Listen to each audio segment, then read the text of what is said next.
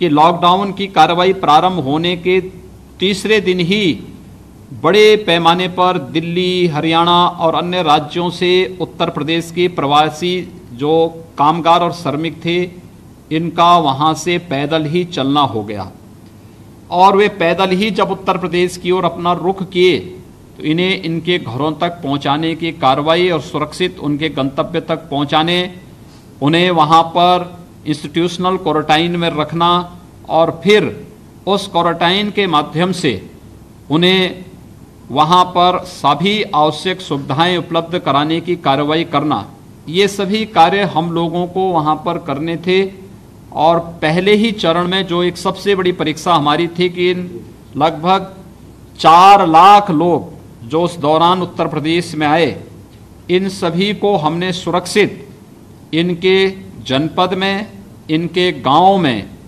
इन्हें हमने क्वारंटाइन में रखा, शेल्टर होम में रखा। वहाँ पर इनके लिए सुरक्षित आवास की व्यवस्था, भोजन आदि की व्यवस्था, दवा आदि की व्यवस्था की। और उसमें मुझे प्रसन्नता है कि लगभग 1.5 महीने के दौरान उत्तर प्रदेश में लगभग 6 लाख से अधिक ऐसे कामगार और श्रमिक आए जिन्हें हम सुरक्षित आज होम क्वारंटाइन में उनके घर में भेजे हैं। और ये सभी संक्रमण से मुक्त हैं, किसी भी प्रकार का कोई कोरोना का या किसी भी प्रकार का संक्रमण उसमें नहीं। और उसमें से बहुत सारे लोग तो वर्तमान में उत्तर प्रदेश के विभिन्न कार्य में लगे हुए हैं, लग चुके हैं, अपना कारोबार या काम धाम उन्होंने शुरू कर दिया है। मेरे सामने दूसरा चैलेंज था कि जो हमारे छात्र हैं, जो विभिन्न प्रतियोगी परीक्षाओं की तैयारी के लिए, कोई IIT की तैयारी कर रहा है, कोई नीट की तैयारी करने के लिए कोटा गया है और परिवार से दूर कोटा में रह करके उनके सामने जो परिस्थिति है लॉकडाउन के दौरान, ऐसे 11,500 से अधिक अपने उन युवा साथियों को सुरक्षित इस माहौल में उनके घरों तक पहुंचाने की कार्रवाई करना एक चैलेंज था, लॉकडाउन था। उस सब के बावजूद बहुत सारी जगह इसके बारे में विरोध भी था, लेकिन उन सभी को पहुंचाना था। इसके लिए फिर हम लोगों ने एक कार्य योजना बनाई और भारत सरकार के साथ संवाद स्थापित किया, राजस्थान सरकार के साथ संवाद स्थापित किया और फिर आप लोगों को सुरक्षित आपके घरों तक पहुंचाने की कार्रवाई प्रारंभ की।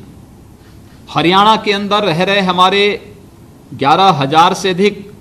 जो प्रवासी श्रमिक हैं, इन सभी को सुरक्षित वापस लाने की कार्रवाई ये हम लोगों ने आज प्रातः काल तक संपन्न किया है। अभी देश के अन्य भागों में भी जो भी उत्तर प्रदेश का वासी है उसे सुरक्षित लाने की कार्रवाई और उनके स्वास्थ्य परीक्षण की कार्रवाई भी युद्ध स्तर पर पूरे उस पर हम लोग यहाँ पर कर रहे हैं। हम लोगों ने प्रयास किया हर एक कार्य को अलग अलग प्रकार की टीम बनाने की कार्रवाई। इसमें मेरे मंत्रिमंडल के सहयोगी भी सहभागी बने, मेरे साथ नीति निर्धारण करने में उनका योगदान। जो नीतियां हम शासन स्तर पर बनाते थे, प्रशासनिक मशीनरी के द्वारा उसको प्रभावी क्रियान्वयन हो सके, इसके लिए भी हम लोगों ने अलग अलग टीमें बनाई। सभी लोगों को अलग अलग जिम्मेदारी दी गई। प्रतिदिन मैं स्वयं इसका रिव्यू करता हूं, उनके साथ संवाद बनाता हूं, उनके साथ बैठकें करता हूं, उस पर कार्रवाई करवाता हूं, उसको तेजी के साथ आगे बढ़ाता हूं। ये सभी कार्य इसी स्तर पर आगे बढ़ते हुए दिखाई दिए और आज उसी का परिणाम है कि उत्तर प्रदेश को हम लोग काफी हद तक अभी तक तो बचाने में सफल हैं। आगे भी आप सबका सहयोग हम इस मामले में चाहते हैं और इसलिए चाहते हैं क्योंकि आपकी सुरक्षित वापसी एक सक्सेसफुल स्टोरी है हम लोगों के लिए, आपके परिवार के लिए, समाज के लिए, कि कैसे व्यक्ति विपरीत परिस्थितियों में धैर्य अगर न खोएं और शासन प्रशासन के आवश्यक निर्देशों और गाइडलाइन का पालन करें तो सुरक्षित उसे वापस उसके गंतव्य तक पहुंचाने में मदद मिल सकती है। और मुझे लगता है कि आपके द्वारा इस समय जो शासन प्रशासन ने आपको आवश्यक निर्देश दिए हैं, अगर आप इसका पालन करते हैं तो मुझे लगता है कि ये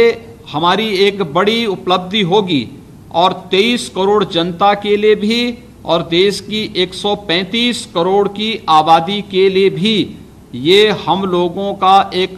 बेहतर पहल होगी। हम इस मामले में ये मान सकते हैं कि हमारा भी एक कंट्रीब्यूशन होगा कोरोना के संक्रमण को बचाने के लिए।